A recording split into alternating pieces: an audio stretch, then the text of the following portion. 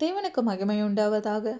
வெளிப்படுத்துதல் சுவிசேஷம் 21ஆம் அதிகாரம் 24 முதல் 27 வரை. ரட்சிக்கப்படுகிற ஜனங்கள் அதன் வெளிச்சத்திலே நடப்பார்கள்.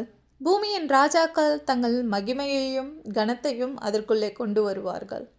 அங்கே ராக்காலம் இல்லாதபடியால் அதன் வாசல்கள் பகலில் அடைக்கப்படுவதே இல்லை. உலகத்தாருடைய மகிமையையும் கனத்தையும் அதற்குள்ளே கொண்டு வருவார்கள். தீட்டுள்ளதும் அருவருப்பையும் பொய்யையும் நடப்பிக்கிறதுமாகிய ஒன்றும் அதில் பிரவேசிப்பதில்லை. ஆட்டுக்குட்டியானவரின் ஜீவ புஸ்தகத்தில் எழுதப்பட்டவர்கள் மாத்திரம் அதில் பிரவேசிப்பார்கள். வெளிப்படுத்துதல் மற்ற எல்லா அதிகாரங்களையும் விட வரும் காரியங்களை நிதர்சனமாக கிறிஸ்தவர்களுக்கு எடுத்து கூறுகிறது.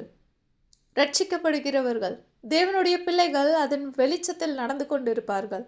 ஆனால் பூமியின் ராஜாக்கள், அதிகாரிகள், அரசியல்வாதிகள் அவர்களுடைய மகிமையையும் கனத்தையும் அவர்களுடைய கிரீடத்தை, உலக வாழ்க்கையின் கிரீடத்தை கொண்டு வருவார்கள்.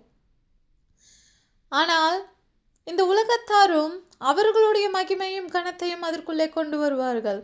ஆனால் கடைசி வாக்கியத்தில் நாம் பார்க்கிறோம், தீட்டுள்ளதும் அருவருப்பையும் பொய்யையும் நடப்பிக்கிறதும் ஆகிய ஒன்றும் அதில் பிரவேசிப்பதில்லை.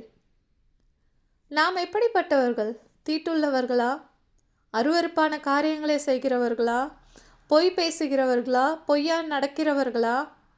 நம்மால் ஜீவ புஸ்தகத்தில் நம்முடைய பெயர் காணப்படாது. நம்மால் பரலோகத்திற்கு செல்லவும் முடியாது. அப்படி செய்கிறவர்களா இருந்தால் நாம் இந்த உலகத்துக்குரியவர்கள். நாம் இந்த உலகத்தின் அதிகாரிகள் போன்ற மக்கள்.